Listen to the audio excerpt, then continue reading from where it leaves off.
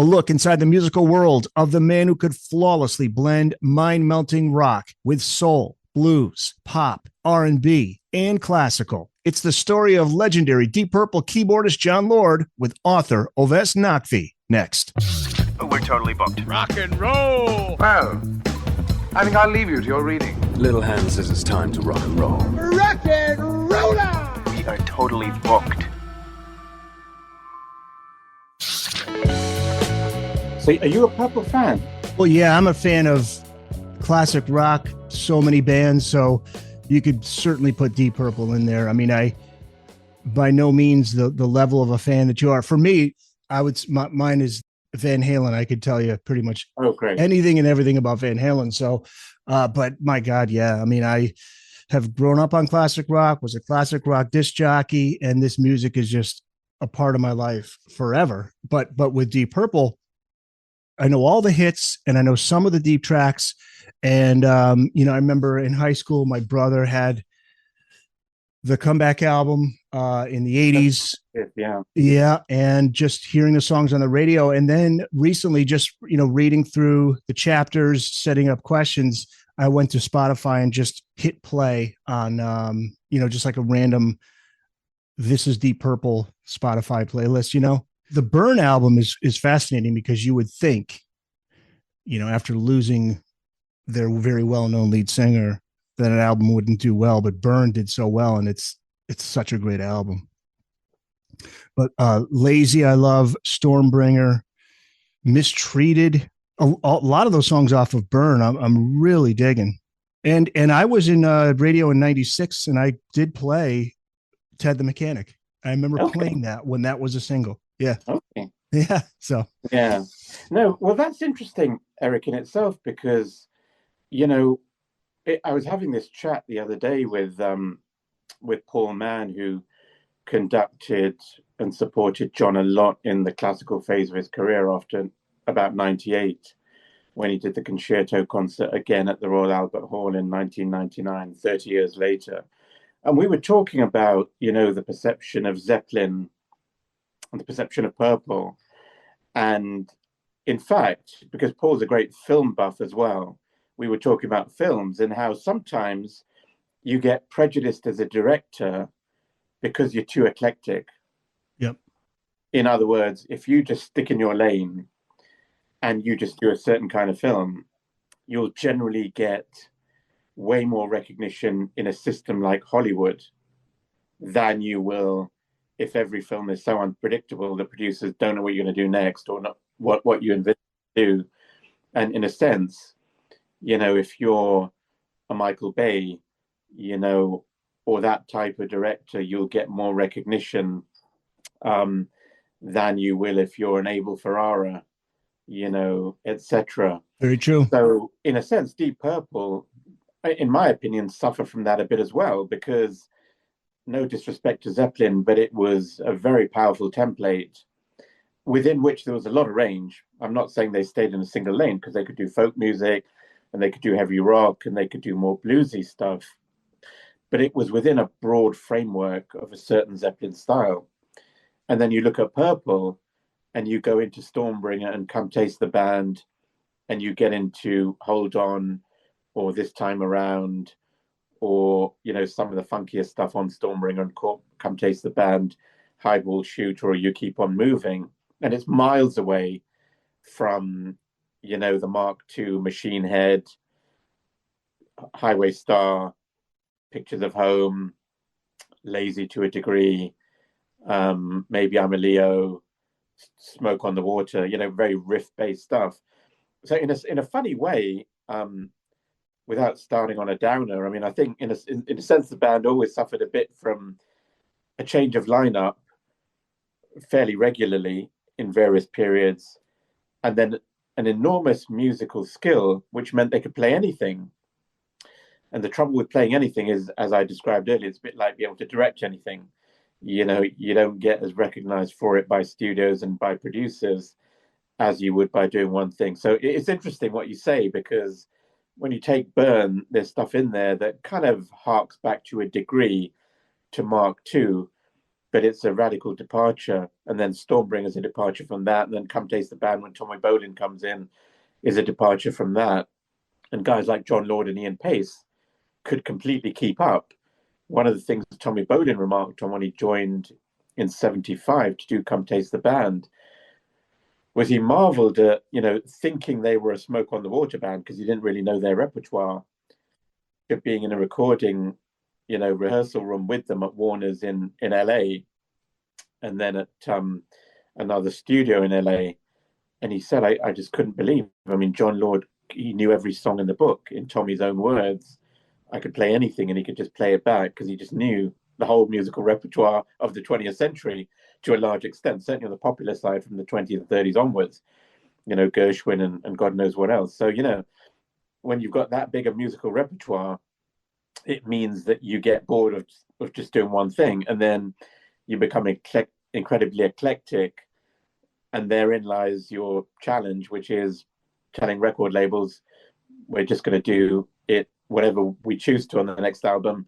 And if you want Smoke on the Water, we're probably not going to be able to do that. I should introduce you. We are having a great discussion right off the bat here. We're talking with Ovais Naqvi, who's the author of Jon Lord, Before We Forget, a work in 8 movements. So we want to welcome everybody back to Booked on Rock, the podcast for those about to read and rock. And what a read this book is. Ovais, you put a lot of work into this. Now, Jon Lord was a deeply private man, and this book does respect that privacy. This is more of an exploration of his music. Tell the listeners and the viewers what this book is about. That's really great, Eric, and I really appreciate being on the show. And you've instantly captured exactly what I tried to achieve, which is appreciated as well. It's interesting because, like many, like you, I mean, grew up as a rock fan in the 80s as well, predominantly actually, and went to see bands like Whitesnake at a venue called Hammersmith Odeon in London, which is now called the Hammersmith Apollo, I think. And the Purple Offshoot bands were big in Britain, late 70s, early mid 80s. You had 2 kind of heavy rock strains. You had the Purple Offshoots and the 70s bands who stayed quite big. The Purple Offshoots being Whitesnake, Gillan, Rainbow primarily. And you had bands like Black Sabbath that stayed big, and Zeppelin obviously broke up after John Bonham died, but when I was at school, they were still a big band. And then you had obviously a lot of prog bands who became much poppier, but stayed really big and popular, like Genesis and Yes, obviously with 90125. And then you had the new wave of British heavy metal, and you had the emerging bands like Iron Maiden and those kinds of guys. Tigers of Pantang, and a lot of great players emerged from that era, John Sykes and people like that. So, I was a big heavy rock fan. And obviously, one of the dominant names in that period was AC/DC as well. And then obviously later on, the bands like Van Halen. So it was a pretty British kind of eclectic mix, but quite British oriented. And I still do remember it being primarily British bands, apart from AC/DC. And then what happened was, I became a kind of a Lord fan alongside being, a Whitesnake fan. And I think what happens with a lot of people, which is one of the great legacies of these kinds of guys, is you listen to their music and you read about them and you see interviews. Obviously, at that time, there was no internet. You just read magazine interviews and Kerrang and Sounds and magazines and newspapers like that. And you read Jon Lord talking about his influences, and you ended up, in my case, exploring classical more than I would have done just by hearing him talk about classical. And he did a solo album called Before I Forget in 82. And there are loads of allusions, and he drew a lot of influences from classical music, even in his chord structures and his harmonies and his melodies. So got interested in classical retrospectively again after school because of that. And then got interested in people like Keith Emerson as well, because, these guys always respected each other between Emerson and Wakeman and Jon Lord. I mean, there was a huge amount of mutual regard. So got into a bit of prog as a result of that, but stayed interested in Jon Lord as a solo musician. And then in the 90s, he did a solo album called Pictured Within in 1998. And then embarked on his proper solo career in 2002. So in addition to all these bands and getting deeper into Purple as a result of being into Whitesnake and Rainbow, I kind of started to really dig into Jon Lord. And I think the important thing to recognize was, he had an onstage charisma. He had a very kind of, people describe it as aristocratic, which is fine, but I think he had a very measured, gentlemanly, collegiate, team-oriented, musically eclectic view of the world. His philosophy was always, there's only good music and the other stuff, there's no such thing as being stuck in a particular genre. So he reinforced to me and many other people, and he did it regularly in interviews, and talked about how between classical music and early rock and roll, Jerry Lee Lewis and Little Richard and people like that, and how R&B and blues in the 60s influenced his musical outlook. And so he kind of talked very intelligently, I felt at the time, about music, about the need to be open-minded, the need to really be a theoretical player and an educated player as well as a instinctive player. So, I think he was very much of the school that musical theory, composition, being able to play properly, practicing, these were all virtues of a good player and a good musician, as well as the improvisational skill in addition to the study. So what differentiated him, I think, in many ways, very early on for me, from many of the other prog players, was if you listen to a Purple record, a live record, made in Japan, made in Europe, live in London, what have you, every solo is completely different. Richie never plays the same thing twice. Jon Lord never played the same thing twice, ever. In a Highway Star solo, which I might have heard 20 different versions of live. Number one, it's never the same thing as on Machine Head. And number two, every solo is always completely different. So he had that jazz musicians oriented approach, which was don't play it twice when you can improvise and go anywhere. The band gave him the freedom. Blackmore certainly subscribed to the same approach. From a slightly different perspective, I think Jon did it because he was more of a jazz-oriented player. Richie did it because he got bored easily and just didn't want to do the same thing twice. But between the two of them, they ended up forming this incredibly powerful duo, which I think when you look at heavy rock and you look at prog, there's nothing like it, because you've got Steve Howe and Rick Wakeman, but they very deliberately didn't build their relationship on improvisational skill. They built it on, if I may be unfair perhaps, playing what's on the record and being quite individual players. And Zeppelin didn't have that dynamic, nor did Sabbath, and ELP didn't really either, because it was a very keyboard-oriented band. And right, you can hear them playing off of each other. Off of each other. And, in a band, of course, you'll get Eddie playing off Alex, for sure, which Alex talks about all the time, that, if Eddie had a preference of where to turn on the stage, he'd be riffing off Alex as opposed to ripping off necessarily anyone else. Yeah, and in studio, the interplay between the two, especially during Eddie's solos, what you hear Alex doing, and that's what I'm hearing with Deep Purple. Absolutely, and Eddie and Alex had that biological chemistry of being related. And if you know the history better than me, I'm sure, but Alex starts off as a piano player, Eddie starts off as a Eddie started off as a piano player, and Alex on guitar. On guitar, so they like switch accidentally through a competition where Alex, I think, ends up playing the drums and Eddie ends up playing the guitar. I find that remarkable, because imagine your second instrument, you become a genius at it. Yeah, it shows you how musical you are. And Alex is a remarkable drummer. So you're completely correct. That interplay between Jon and Richie is almost like a sibling rivalry thing that's kind of similar, but a little bit edgier, because Richie would deliberately try and throw, Jon off in terms of playing semi-quavers so fast in Highway Star, just to irritate Jon, because he knew I can do it faster on a guitar than a keyboard player can do it. And he would deliberately do things like that. But it created this collaboration and tension that became a really powerful creative tension, because they were both trying to almost throw each other off a bit, but it resulted in solo pieces in Strange Kind of Woman or in Speed King or in Highway Star that become really powerful features for audiences. How was he with the transition then to Steve Morse on guitar? What was that chemistry like? Because they worked together a long time. Yeah, he loves Steve. From what I get, and I say that with the authority of talking to Paul Mann and people like that who knew John and spoke to him freely. And obviously, don't forget when Paul did the concerto in '99, conducted it. It was Steve Morse who did the guitar parts at the Royal Albert Hall, and Steve Morse plays on the concerto recording in 2012 among the three guitarists, Joe Bonamassa, Daryl Vassiliev, and Steve Morse plays the third movement. So he loves Steve. I mean, he always spoke glowingly of Steve and said that because obviously Steve's technical facility is incredible. His ability to create melody, I feel, is really, really powerful.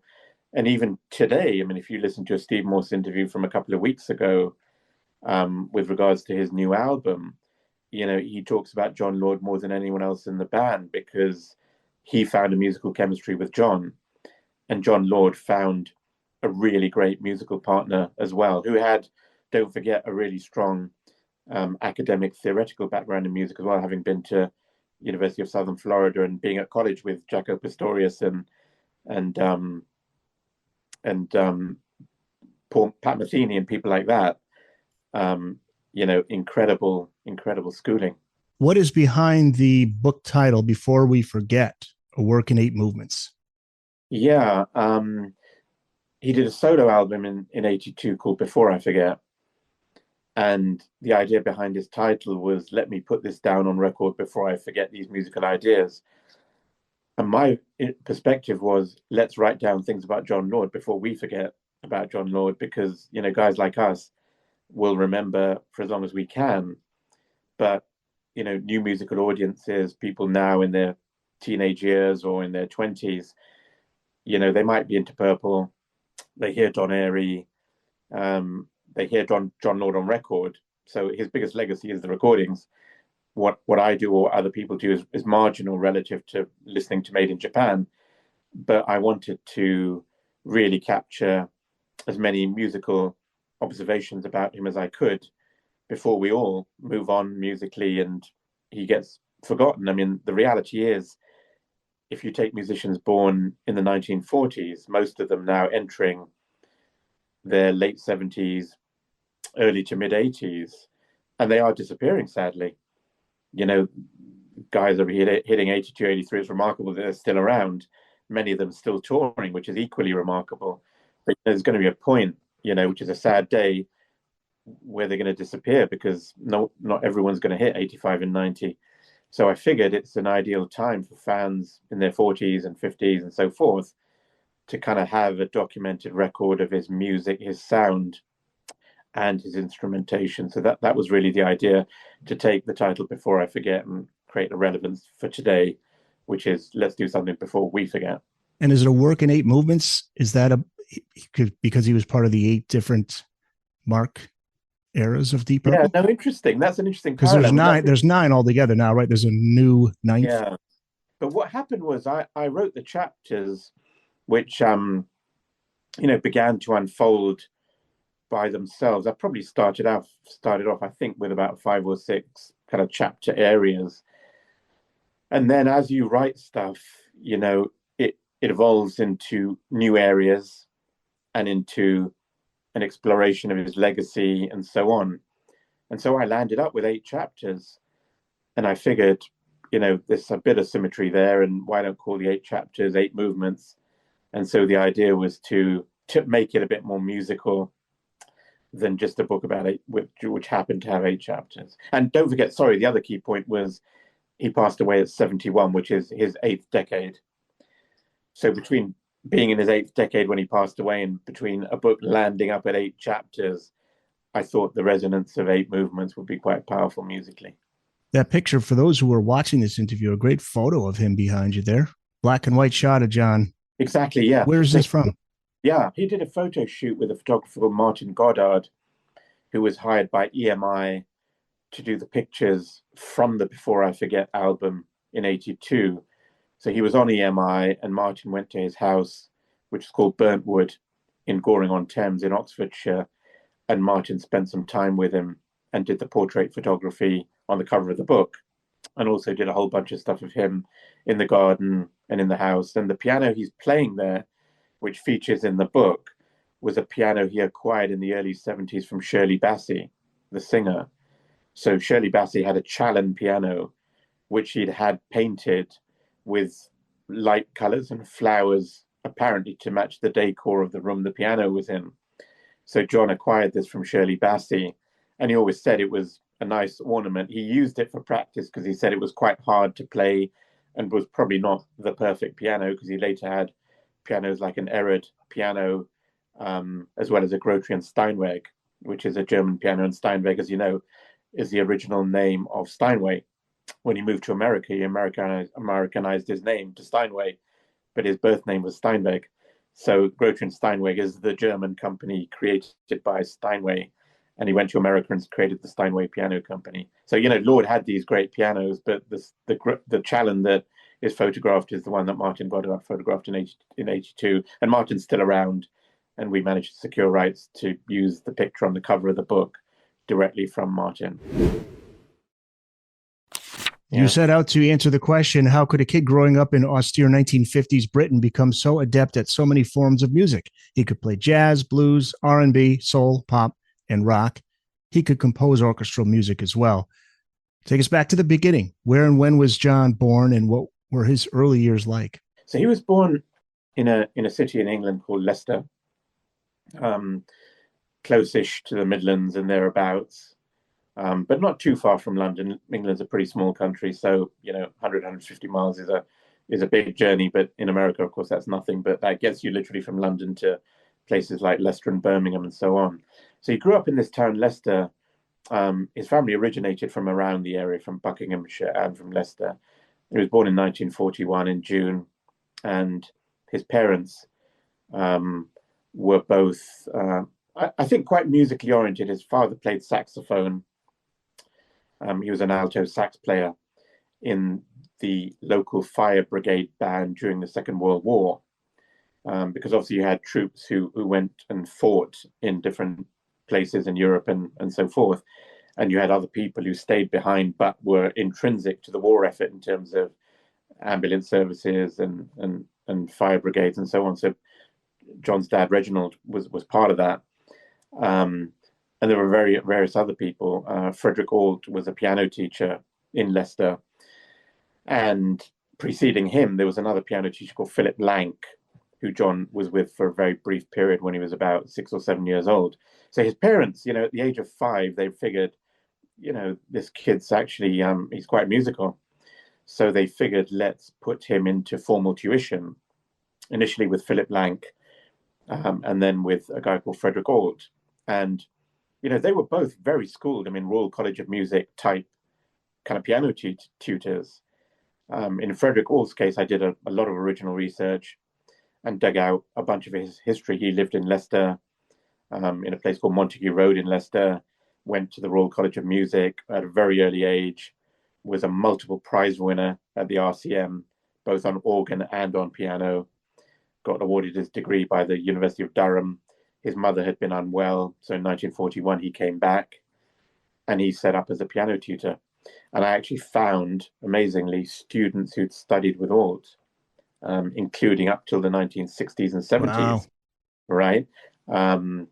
There was a musician I discovered, Paul Morley, who now is director of music at the Leicester Church Music Consort. And Paul studied with Frederick Ault.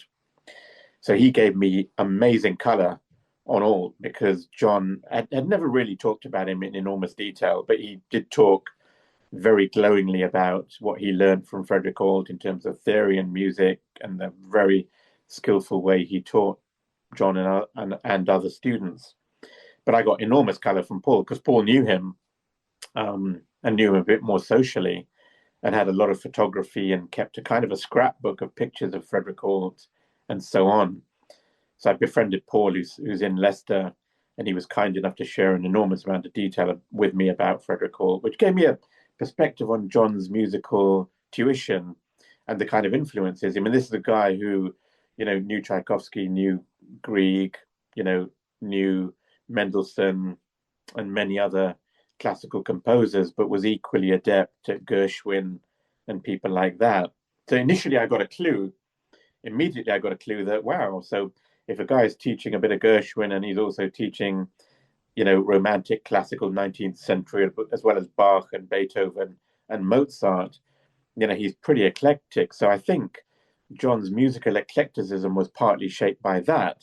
But the other person I encountered early, or more later on in the project, was Jon's brother Steve.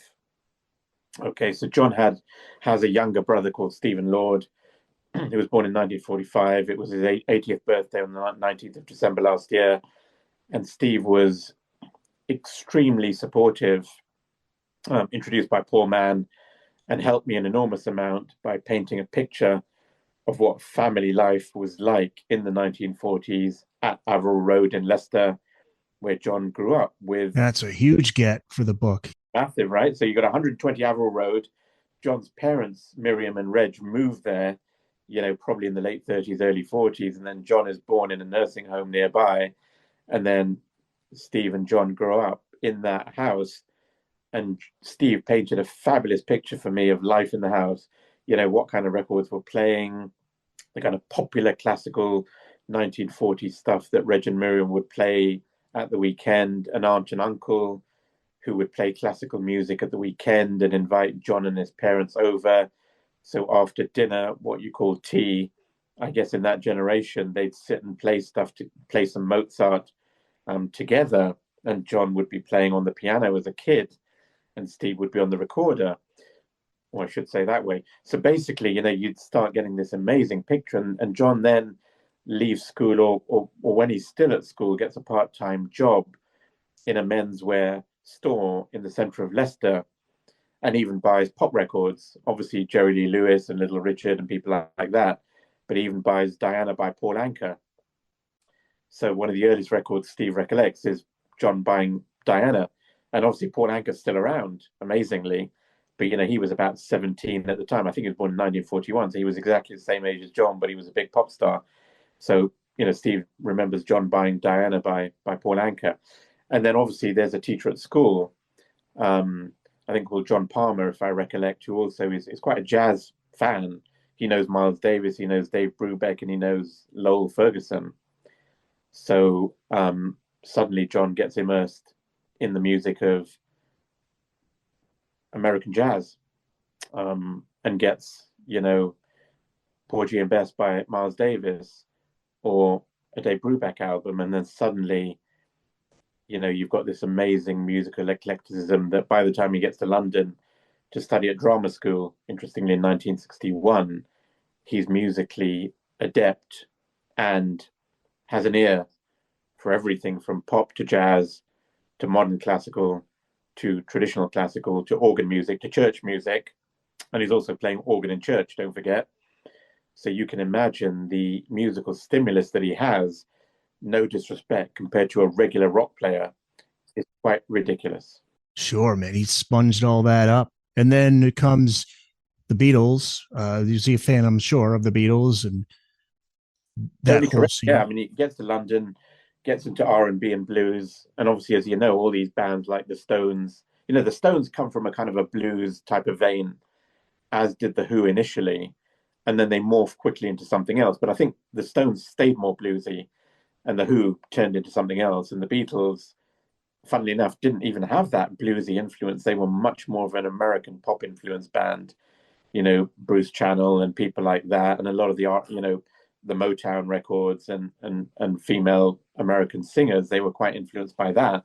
Skiffle artists, the Beatles. Skiffle as well, Lonnie Donegan and stuff. So, you know, you get that eclectic American and British influence. And obviously, as you know, the history with the Beatles, you know, they buy records in Liverpool. The apocryphal story is, you know, sailors and seamen and people like that from America would get requests, you know, when you come back, buy, you know, XYZ record, and alongside the Lonnie Donegan influence, that's kind of where you get the slightly bluesier approach. So Jon definitely gets into the Beatles, and later on in 2010 or 2009, he gets interviewed by a radio station in Eastern Europe, and his three favorite records that he tells them are Revolver by the Beatles, Led Zeppelin 2, and the Doors album, The Doors. So to answer your point, yeah, he becomes quite a big Beatles fan, and I've seen it in interviews as well. there's an interview from, I think, Melody Maker in 70 or 71, where he gets asked, who's your favorite singer? And he says Paul McCartney. So he's into, certainly, and of course, as you know, he then gets very close and friendly with George Harrison. Well, the other one is Ronnie Wood, a future Rolling Stone. I had no idea he knew Ronnie and his brother very well, right? They met in their teen years. Amazing, yeah. So John joins a band called the Artwoods. There are a number of seminal figures in British blues in the early and mid-'60s, people like Alexis Corner, and obviously John Mayall, Graham Bond. Artwood is definitely in there as well. Graham Bond forms the Graham Bond organization, which even John McLaughlin is in the Graham Bond organization. Oh, wow. Right. Mahavishnu Orchestra. 100%. So you get a whole kind of emergence of all these young guys who pre their psychedelic or jazz rock eras are in these bands. So, he's with Graham Bond. Artwood has a number of associations. Alexis Corner, John Mayall. John Mayall obviously has Clapton. So you get landmark figures of 6-8 years later emerging from this scene.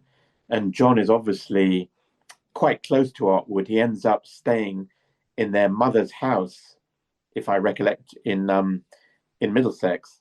And he knows Ronnie when Ronnie's probably 13, 14, 15 years old. So he's in the band with the elder brother and the little kid brothers hanging around, and is getting into music. And as you know, lands up eventually with Jeff Beck. And obviously later on with the Stones, but he's on the Jeff Beck Truth album, etc. So the answer is yes. John ends up knowing Ronnie when Ronnie's a teenager. The Booked on Rock podcast is part of the Boneless Podcasting Network. If you're a fan of classic rock and classic film like I am, go to boneless.lovable.app to find over 20 great shows there. That's boneless.lovable.app, or just go to bookedonrock.com, click on the logo. It'll take you right to the Boneless Podcasting Network. It is what you want it to be. Listen with confidence. And John also played alongside Jimmy Page and Ray Davies of the Kinks. Interesting story. I mean, I think the truth of the story is John did a few sessions here and there in the 60s and definitely did a version of You Really Got Me by the Kinks. Now, what then happens is, as far as one can research, the bands like the Kinks would do lots of different versions, even with different people. Later on, Steely Dan are famous for that. I mean, every Steely Dan album has, 6 different versions of every track with completely different players on it, to the ones who had lined up on the record, because they just literally bring 20 to 25 guys in on different instruments and just choose who eventually gets exactly what they want to achieve. But, the Kinks did that a little bit. So there were 2 players. One's called Arthur Greenslade, who was on You Really Got Me, and then Jon Lord insisted he was on it. He either was, or he was on a version that didn't get recorded. But to be honest with you, because the piano part is so simple, it's kind of like a single note piano part. It could be either, but it's probably more likely to be Greenslade. But the Kinks later said they did the guitar, but John also swore it was Jimmy because I was there. So we don't know if the final recorded one is Jimmy, as far as I know, or whether it was the Kinks, or whether they used Jimmy but don't say it. And there's no reason for them to say Jon Lord wasn't on it, but it's more likely he was on a version, and the version that got released may well have been with him or with somebody else. But he was certainly there on one of the versions that the Kinks did. And he appeared on Ready, Steady, Go, which was the famous UK music show. Yeah. I mean, the first live show of that, the Artwoods were the opening band on it. So what you also get is a sense of, this musical community in London at the time. Ready, Steady, Go was a broadcast. I think it was a Manchester broadcast program. Obviously, all these musicians knew each other. So John ends up encountering a musician called Chris Curtis, who's in a Liverpool band called The Searchers, who the Beatles know really well, because The Searchers even toured with them. And Paul McCartney knows the Searchers well because they did their farewell concert, I think, last year. And there's a photograph of the remaining members of the Searchers with McCartney at Glastonbury or somewhere. So, the Searchers were a Liverpool band. And through the Ready, Steady, Go and a party that was done by their producer, John meets Chris Curtis. And they happen to know a roadie from Procol Harum. They both know that person. So they get thrown together, and Chris Curtis has got an idea for a band, which he thinks is a band of revolving kind of personnel. Chris Curtis's idea is people come and go from the band. It's got to line up for an album or a record, and then the bass player jumps off and someone else comes on. Relatively difficult to implement concept, but that's his idea. He encounters an aspiring manager called Tony Edwards. Tony Edwards is from a entrepreneurial family in London who have a fashion manufacturing business, fashion and textile business called Alice Edwards Holdings Limited. And Tony works there because he's part of the family. So they're quite well to do. But Tony aspires to be a manager. And Chris Curtis manages to flatter Tony and tells him, you could be the next Brian Epstein. I know Brian, you could be Brian. And by then or thereabouts, obviously, Brian passes away because he dies in 1967, I think. So Tony gets quite flattered by that and is business oriented by nature. And then starts working with Tony, with Chris Curtis a bit, but no disrespect, Chris is a bit flaky. There's a bit of drug use. He lands up sharing an apartment with Jon Lord. According to John, literally shows up in his flat in Gunter Grove in Chelsea and decides, I'm sharing a flat with you. Okay. Decides, come on in. So, John's a very nice guy. Christ, all right. And obviously he does some crazy stuff like, puts up aluminium foil in the apartment because he thinks radio signals are trying to get him. So he definitely has some mental health issues. Yeah. So, Tony Edwards realizes quite quickly, and then Chris disappears up to Liverpool and eventually ends up working in the public sector in Liverpool. But Tony realizes this Jon Lord guy's a lot more solid. He's not flaky. He doesn't take drugs. He's kind of a stable guy. I want to keep my aspiration going, but this guy, Jon Lord, sounds like the musical anchor who can help me get into music management. So he says to John, if you've got musical vision, which at the time is a kind of combination of classical and rock, why don't you put the band together? So he encounters a guy who is introduced to him, interestingly, by Chris Curtis, originally called Richie Blackmore. And they see Blackmore play live. Tony Edwards gets Blackmore to come over to see Jon Lord live without Lord realizing it. And then in December 1967, Richie Blackmore comes back to London from Germany, from Hamburg, where he's living. And they put together a band, which includes a bassist called Nick Simper, who John knows from his previous musical history.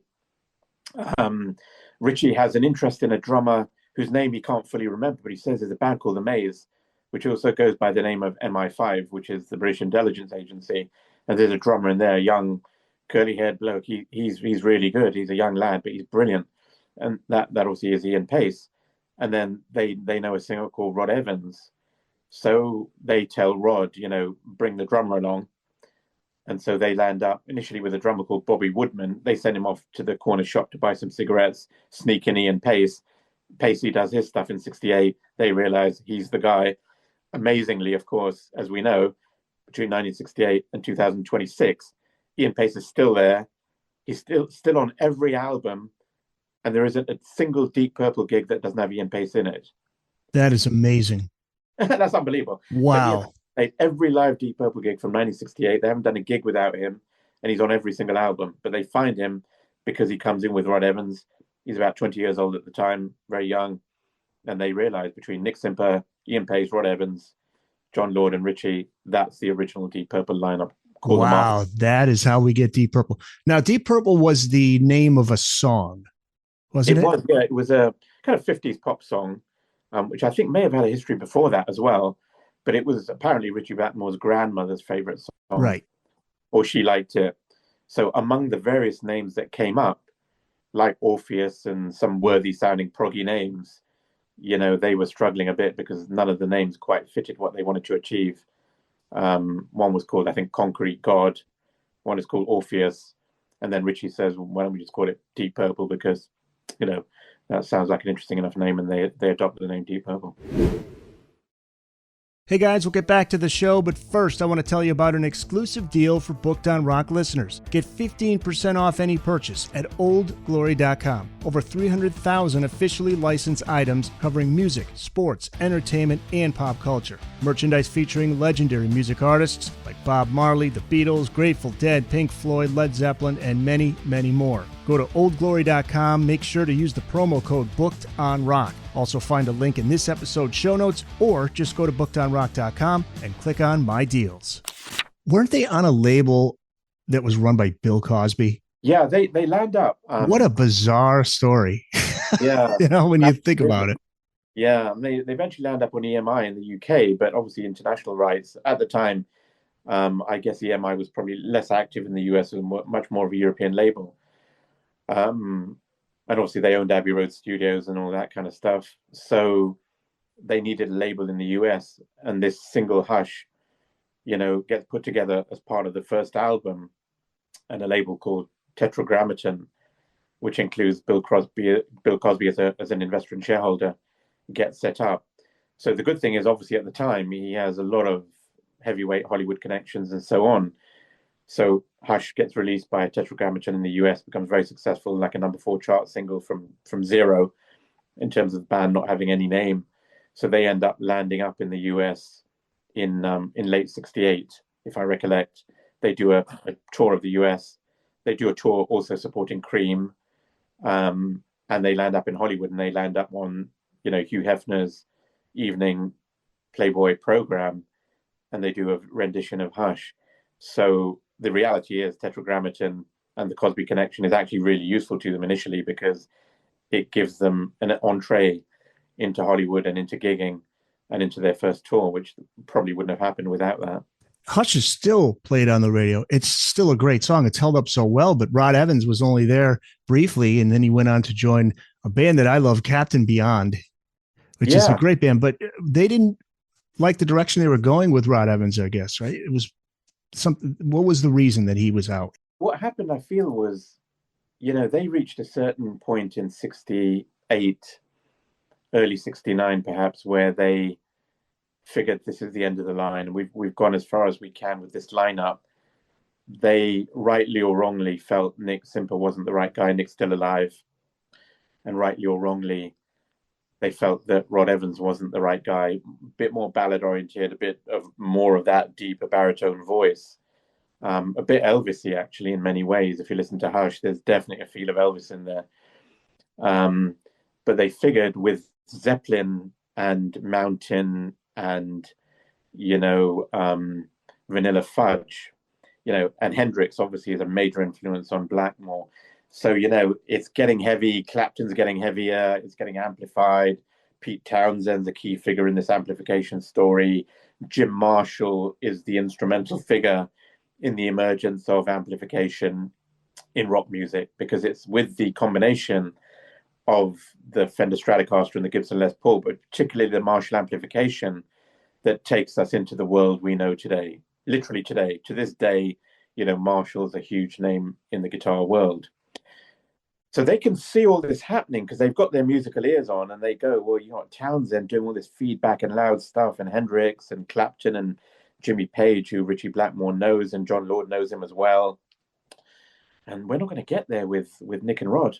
We're just not going to get there. Now, Nick disputes that and has his own perspective, which is absolutely valid, which is, number one, I didn't do anything wrong. Number two, I was as much of a supporter of going that way as they were. So they did a little bit of the dirty on Nick, to be frank. It's not a great episode on the interpersonal side, but they edged Nick out and they edged Rod out. And they knew from a preceding preceding audition process, there's this guy called Ian Gillan in a band called Episode 6. And he's got the right look. I mean, Ian, as you know, is super tall, very good looking, even now highly charismatic. I saw them in Dubai in November, and Ian still got it. I mean, he's still just got a ton of presence. So they figured, that's the way we want to go, like a Jim Morrison looking guy who can compete a bit with Robert Plant, and who's got that more edge scream to his voice and a big range. So they get Ian in, and then Ian goes, well, I've got a mate who's with me in episode 6 called Roger Glover. Can I bring Roger along with me? And they say, fine. So Roger comes with Ian because they write songs together. And I suspect Ian wants Roger there because he knows as part of a songwriting duo, Roger's my partner. He's got to be with me. So Ian joins fairly soon, but Roger has a lot more of a crisis of conscience, I think, and kind of sleeps over it overnight, doesn't commit, doesn't want to let his friends down in episode 6, but eventually joins as well. So to answer your question, they come as a duo, Ian and Roger, and of course, amazingly, 1969, 2026, they're still in the band.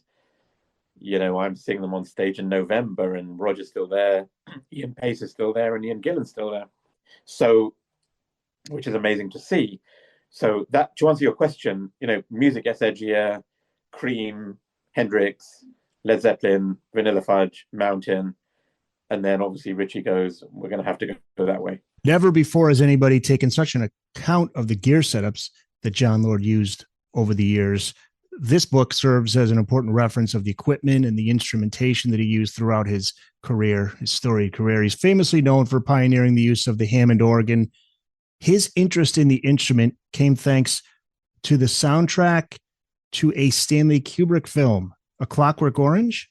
Interestingly, so there are, I think, 2 strains really to focus on. I mean, the focus of the book, coming back to one of your original points about him being a very private guy, I didn't want to do Jon Lord the person because the trouble is, number one, I wasn't so interested in that because I wanted to focus on the music and the sound and the instrumentation. What really excited me when I was thinking about it was, if you take the Lonnie Donegan era, the skiffle era, and the Little Richard, Elvis, Jerry Lee Lewis era, you've got a guy whose musical career spans everything from there through the early 60s, R&B, blues, the Beatles, psychedelia, prog, heavy rock, FM rock, heavy rock again, in between classical and rock hybrid, across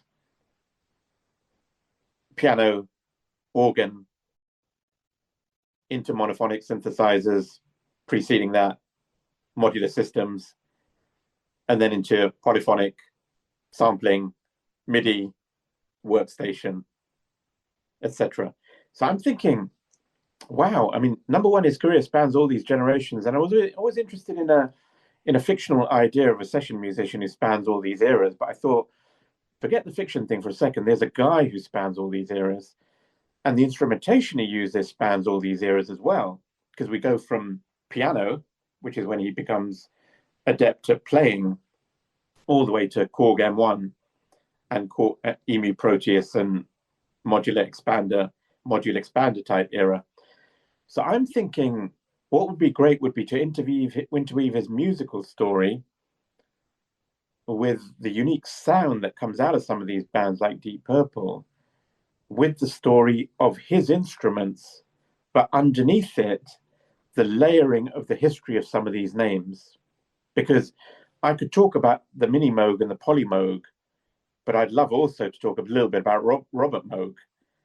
And I'd love to talk about John's use of the ARP Odyssey and the ARP string ensemble and so pro soloist. But I'd also love to talk about Alan Perlman, who created ARP. Those were his initials, Alan R. Perlman. So I thought what's really interesting, it's a different book, but I thought what's really interesting is to bring a little bit about the history of the emergence of these instruments. Don Buchler, an early American pioneer, Tom Oberheim, who I'll talk about in a second, and then all these other guys, as well as by the 70s, the Japanese guys, because when you start getting into the mid-70s, it really becomes the story of Korg and Roland, and especially Yamaha. And the American names sadly start disappearing, even Fairlight and Synclavier, and some of these are Australian as well, but the Japanese really take over. So I thought that's a really interesting background landscaping thing. So to answer your point, I figured, let's leave aside John the person, John the family man, John the colleague, because that's been covered and is okay, but is not going to necessarily unearth anything particularly unique. The most unique angle I can find is John the pianist, John the instrumentalist, John the organist, John the composer, John the arranger, John the classical musician, John the rock musician, and then interweave into that the story of the emergence of some of these instruments. So it's like almost like multi-layered, if I may be musical, slightly contrapuntal, but I wanted to create these lines of different things which allow you to do a biographical work, which isn't just John, he was born here, he lived here were his friends. I've touched on that and I've spoken to a number of his friends, but I wanted to create this almost contrapuntal musical story of all these different layers of musical stimulus. Because if you think about it, he starts off playing piano, he gets into the organ, actually having heard Muddy Waters and having been tutored by Graham Bond of the Graham Bond organization. So he hears Jimmy Smith, that's a major influence, Walk on the Wild Side. He hears a Muddy Waters record with Hammond on it and goes, wow, what's that instrument compared to the church organ I play or have played? And then he gets into, obviously, hearing about it and learning about it from Graham Bond. He then understands what a Hammond organ is, starts off with a Lowry organ, but ends up acquiring a Hammond L100 organ, and then the famous C3, for which he's famous. And then, so the Hammond story is that. But by the late 60s, the bands start becoming successful. He acquires a mellotron, which is a key instrument in that era. Okay, you hear mellotron on Genesis records and Yes records and stuff like that. And then by the early 70s, by 1970 itself, he acquires an RMI piano, an RMI 300B. And the RMI piano is really famous because then you hear that on Selling England by the Pound, and Lamb Lies Down on Broadway and stuff like that. That's the RMI 368, which Tony Banks uses. So you get the RMI piano. He plays a mini Moog for the first time in America in 1970 because he's there for a tour. And then by 73, he really starts getting quite into it with the ARP Odyssey, and then later with ARP instruments, and then by the early 80s, late 70s with the Poly Moog, Mini Moog, and then the Micro Moog and the Moog Source and the Moog Opus 3.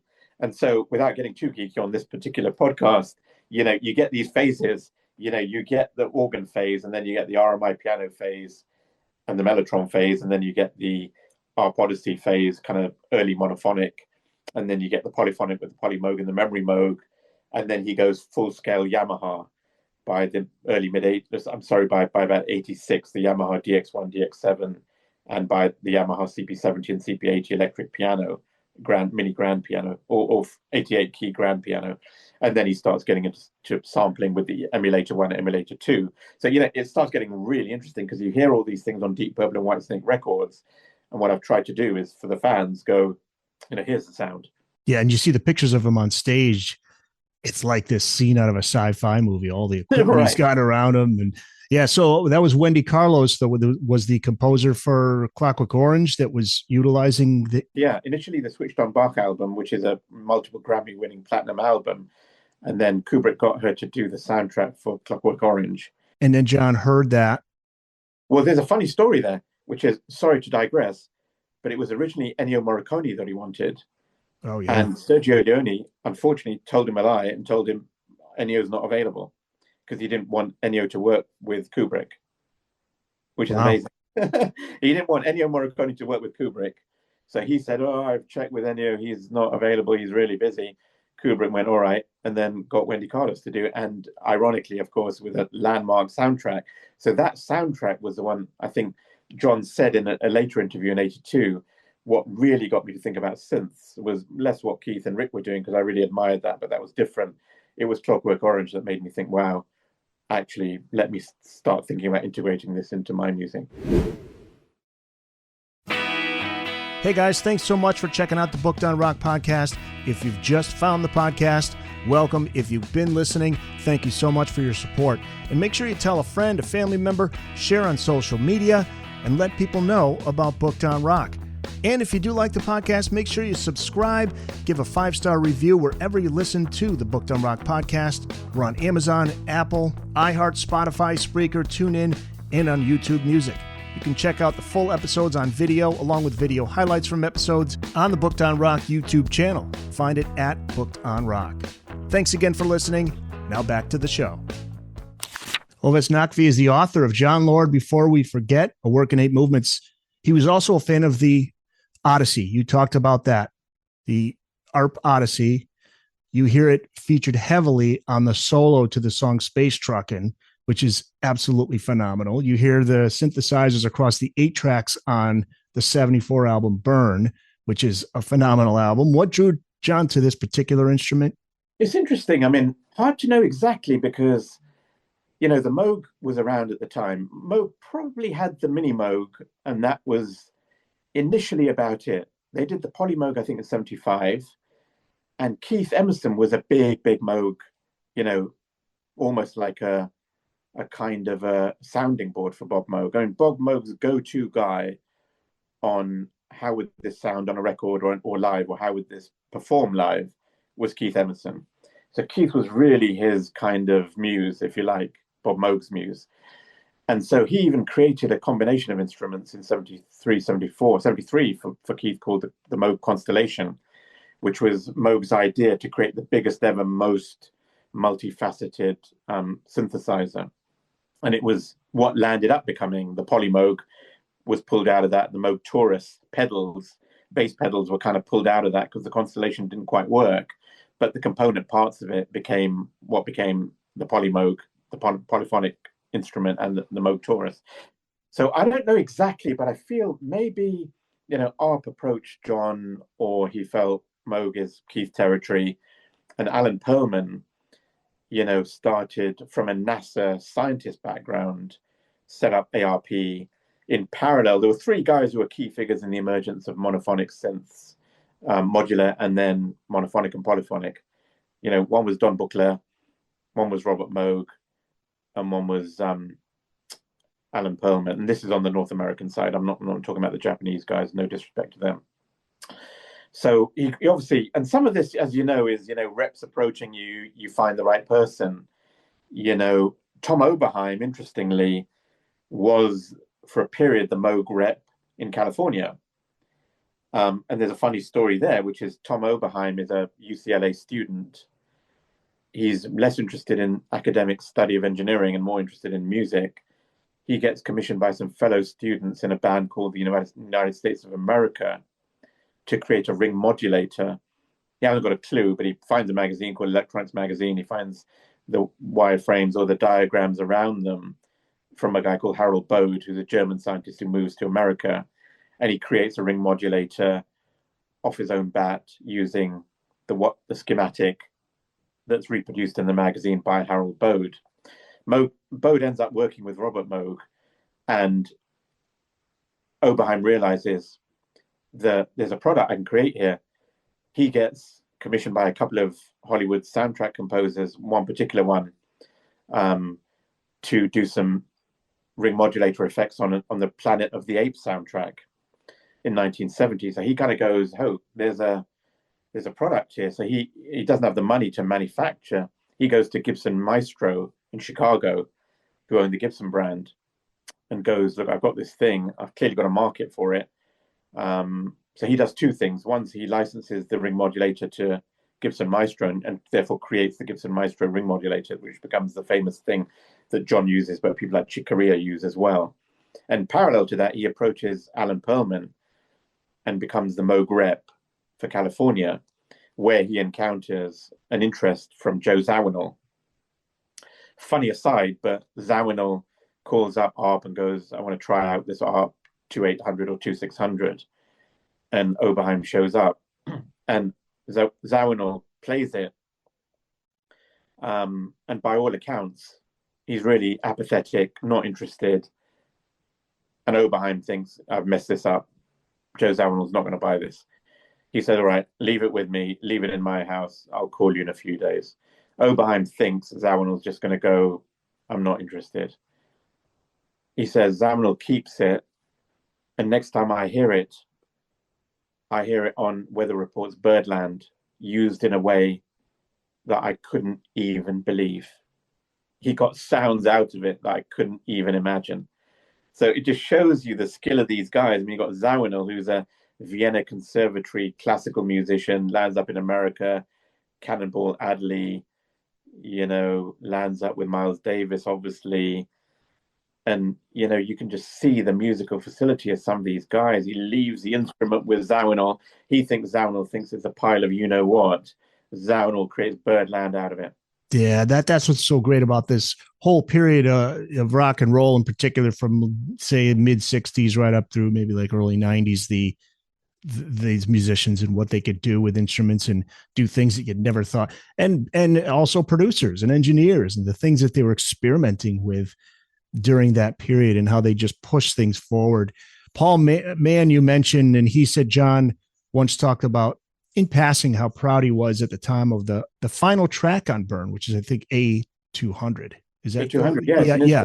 What would you say are Jon Lord's top 3 finest moments with Deep Purple in the studio? I would say in the studio, probably Flight of the Rat from In Rock.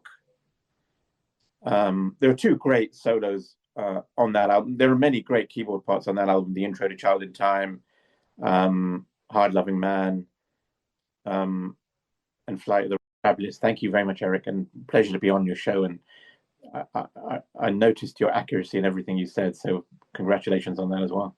So I'd say that would be one. Second one, I might go probably Burn from the Burn album. Just an explosive solo with a slightly different sound, because one of the things I explore in the book is the amplification and the way he uses Leslies and Marshalls initially, and then cuts out the Leslie and goes Hammond straight to Marshall. And then in '73, when they do Burn, he brings the Leslie back.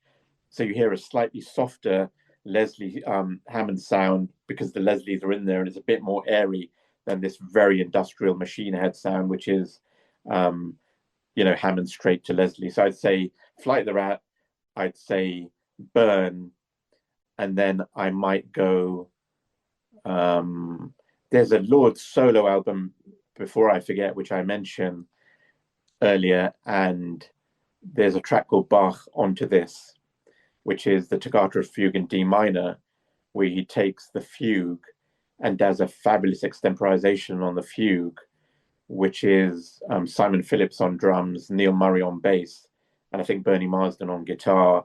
It's an instrumental track, and it's probably John's arguably greatest moment of Hammond playing on a solo album. Really? Yeah. I mean, there's Gig on Saraband, which is beautiful, and there's Andante on the studio recording of the concerto in 2012.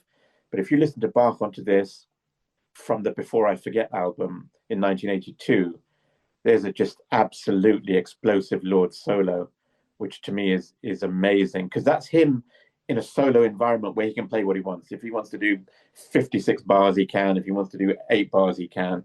He just totally unloads, and it's a brilliant combination of a blues-based organ sound on that track with a classical churchy organ sound. He combines his blues and classical influences in a single track by almost going, here's a scale in the blues scale, here's a blues, here's a scale in a classical scale, and he plays them both in parallel later on, not in parallel, adjacent to each other, so sequentially. So, those 3, I think Flight of the Rat, Burn, and Bach Onto This would be my 3 great, instinctively the 3 great Lord moments.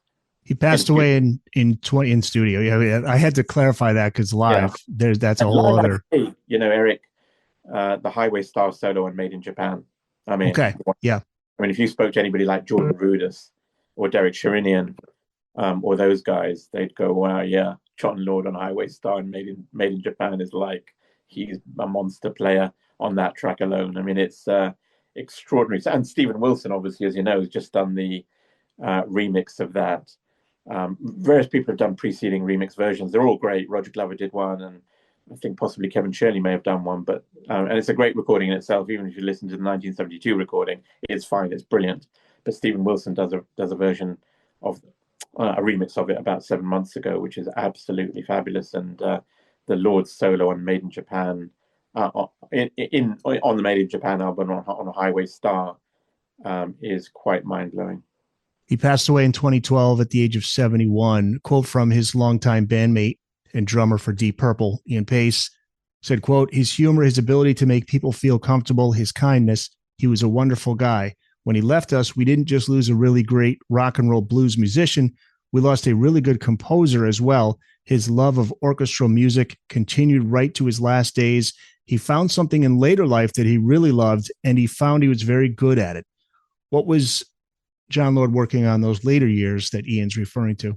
Yeah, I mean, Ian obviously played on the original concerto in '69, and then on the concerto 30th anniversary concert performance, 2 concerts in '99, including a live recording. I think, they were, as you probably know, and most listeners might know, Purple fans know, they were related insofar as John was married to one sister and Ian was married to the other sister, 2 twin sisters, Vicky and Jackie. Ian's married to Jackie, and John was married to Vicky, who sadly passed away last year. So there was a close relationship there. They lived always quite close to each other from the 70s onwards. And I would say Ian knew him very well, obviously on a family level, because the kids were cousins. So, you can imagine he knew John's solo material. He probably heard it. I'm sure John gave him a CD. He knew the concerto inside out. And he probably knew a lot of the classical recordings from John recording them over the course of the 2000s and Pictured Within in 1998, etc. So I would say he was probably, relatively speaking, for a band member, he was probably quite intimately familiar with John's classical repertoire. Find the Booked on Rock website at bookedonrock.com. There you can find all the back episodes of the show, the latest episode in video and audio, links to all of the platforms where you can listen to the podcast, plus all the social media platforms. We're on Blue Sky, Facebook, Instagram, TikTok, and X. Also, check out the Booked on Rock blog, find your local independent bookstore, find out all the latest hot rock book releases, and before you go, check out the Booked on Rock online store. Pick up some Booked on Rock merch. It's all at bookedonrock.com. The book Jon Lord, Before We Forget, A Work in 8 Movements. So it's available for pre-order now, limited edition. So where can people go to pre-order this book, Ovais? Thank you. Yeah, it's a website we've created called beforeweforget.store, S-T-O-R-E. The idea was to go to a trade version during 2026 and to start with a version signed by myself and Paul Mann.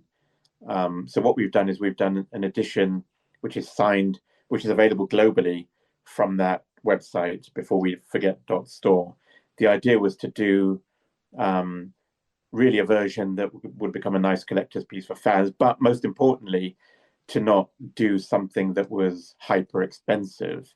The reason for that is I've been in the limited edition space. One of my past careers was as a limited edition photographic book publisher. So I was fortunate enough to work with Muhammad Ali on the Goat book, which is a famous limited edition on Ali's life in 2003. I did a Pele book in 2006, signed by Pele, the soccer player. And then I did a big book with a brilliant team called New York, which we presented to Mayor Bloomberg at the time, which we did in 2007 or 8, which was a big book, photographic assimilation on the history of New York. And then just after that did actually one called Scarf on the Wall with Gerald Scarf and Roger Waters signing it, which was for a lithographic piece, 8 prints of the wall, which is, owned in copyright by Roger and by Gerald in the case of the illustration. So I didn't want to go down that road of, here's a thing for $2,000. I mean, one can do that with the right audience.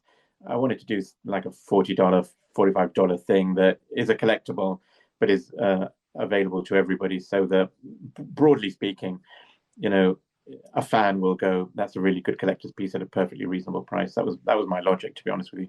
Could have gone, $200, but I just really didn't want to do that. Well, people can go and pre-order. How many units are available? It's 250? Yeah, we're going to do just over 250. We've hit 250, and we're going to slightly expand, which I think we've probably got a license to do. So we'll do probably 275 in total. But we've currently, as we go on air today, or as we broadcast today, we've probably got 15, 18 units left. So people will need to move relatively quickly. But, Paul and I have done the signing. I was with him actually in Manchester in the UK this week, and we got all that done. So it's going to look really, really fabulous. And if I've done one thing, hopefully usefully, is give people a flavor of the amount of depth and research we've done. I mean, really dug in every musical corner and really done something which is a testament to his musicality. Absolutely. A fantastic job. You gave me sample chapters of it, and just reading the promo material for it and looking at the photos, and it is an absolutely fantastic job. How long did it take to put all of this together? I would have said about 2 years, beginning in, I would have said probably early 24. So it'd been gestating in one's mind. I mean, funnily enough, the thing with any creative project, if anyone's interested in doing a book, number one, do it. Just do it. Don't worry about thinking about it. But if you cogitate it in your head a bit and form a structure in your head, it actually means when you start, you can actually get there faster because you don't need to worry about it or think about it. So I had a lot of the thinking in my head around the phases of his life. And even years ago, I remember doing a schematic of what a Lord book might look like, which I subsequently lost, as usual, as often happens. But I had the schematic in my head of these different phases and who I would speak to understand these phases. And obviously, if you want to talk about John's childhood, you've got to talk to his brother Steve, etc. If you want to talk about the classical stuff, you can't really do it without talking to Paul Mann. So I kind of bookended that. And then I would say 2 years, but I would urge everybody, if you want to do a book, just do it. But the bulk of the work goes in the proofreading and the checking. What you write is dwarfed by the amount of time you have to spend checking it. So, get that process as methodical as you can, because books with typos, I come from that generation where, you might as well shoot yourself if you're going to do a typo in a book. So, I've tried to be as accurate as possible. I can't say I've caught every single thing, but I think, the big challenge with books like this is, RMI piano, 300B, small b, big B, Gibson Maestro ring modulator, RM1A, where does the hyphen go? Even the manuals have inconsistencies. If you go through a Polymoog manual or an RMI piano manual, you'll find even different acronyms and different distinctions in different manuals. It's a minefield of risk. So and you've always got people, quite rightly, who go, you've made a mistake there. But what we've tried to do is to weed out all of that stuff. So I don't want to get into the micro, but, allow yourself enough time to check everything, because fact checking is an important art not to be ignored. Absolutely. Yes. And the time put in was well worth it. It's a great read, and it's much deserved. The great Jon Lord, Ovais Naqvi, thank you so much for being on the podcast to talk about the book, to talk about Jon Lord. He's a legend, and his work needs to be explored and appreciated as it has been in this book. Thank you. Fabulous. Thank you very much, Eric, and pleasure to be on your show. And I noticed your accuracy in everything you said, so congratulations on that as well.